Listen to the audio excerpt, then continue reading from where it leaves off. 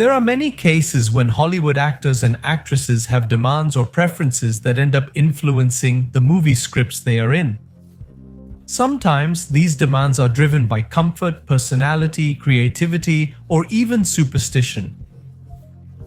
Other times, they're simply whims or tantrums that can cause conflicts or delays in productions. Stick with me to the end because today we'll discover some of these actors' demands that changed movie scripts and how they affected the final outcomes.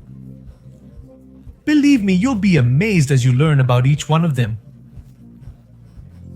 Join me! Some may not remember that Marlon Brando actually appeared in Superman in 1978. The legendary actor Marlon Brando arguably became even more legendary later in his career by refusing to do anything like a normal human being. He was particularly known for never bothering to memorize his lines, which you might recognize as the main job actors are expected to perform.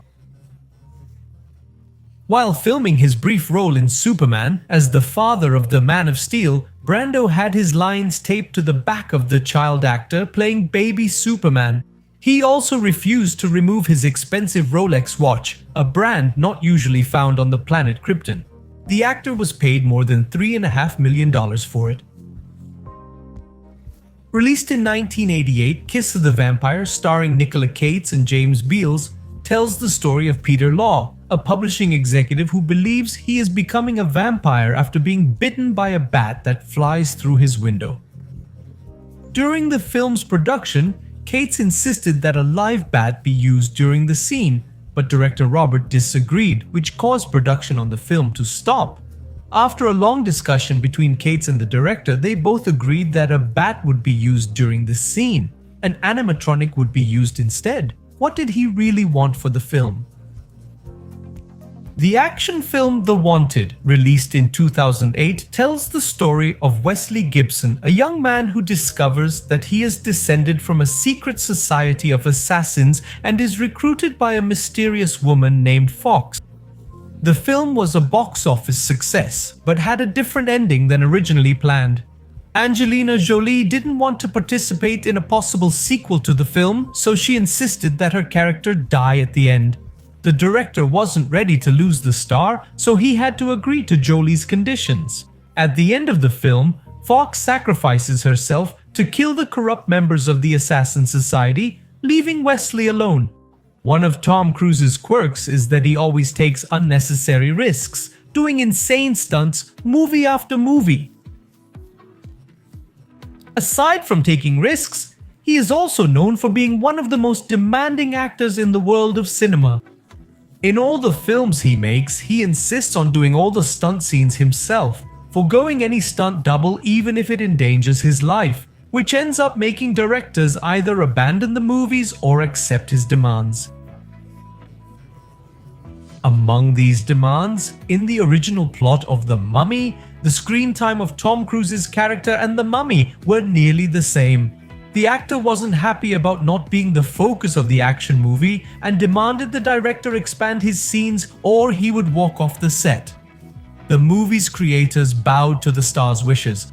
The movie earned many awards, including the Golden Frangesa for the worst actor. You might not know this, but the original voice of our favorite ogre was the actor Chris Farley. And when the actor died, the role was taken over by Mike Myers. After watching a rough edit of the movie, Myers decided that the amplified version of his own Canadian accent he had used was completely wrong for Shrek. The thing is, Myers only decided Shrek should sound like a Scotsman after most of the movie's voices were recorded. His reasoning was, since Lord Farquaad had a British accent, Shrek should sound like a commoner to show the difference between the two.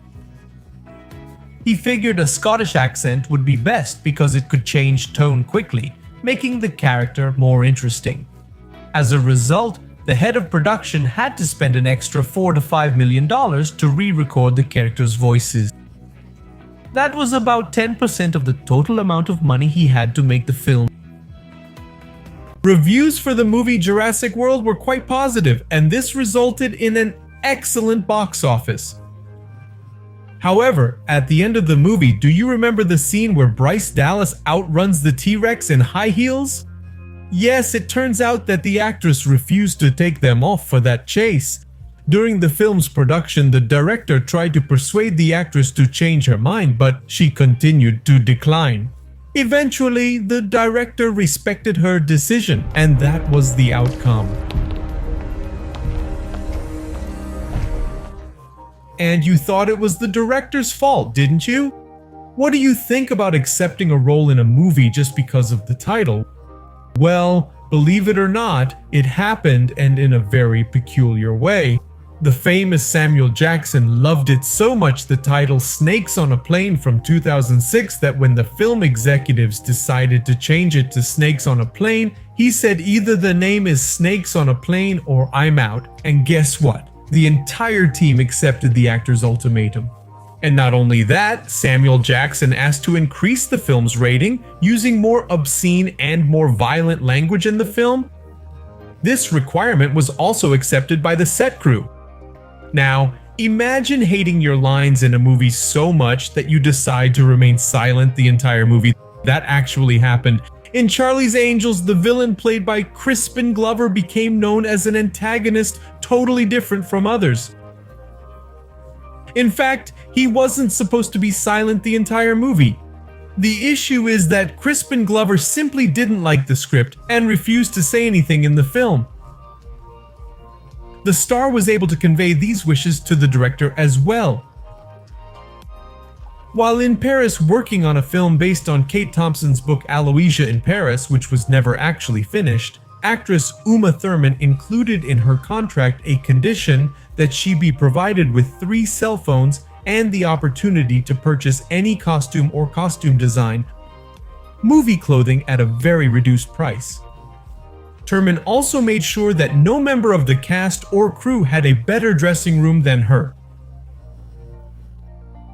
After being cast as the male lead in David Fisher's adaptation of Gone Girl, Ben Affleck and director Fisher himself had a falling out over a piece of clothing used in the film.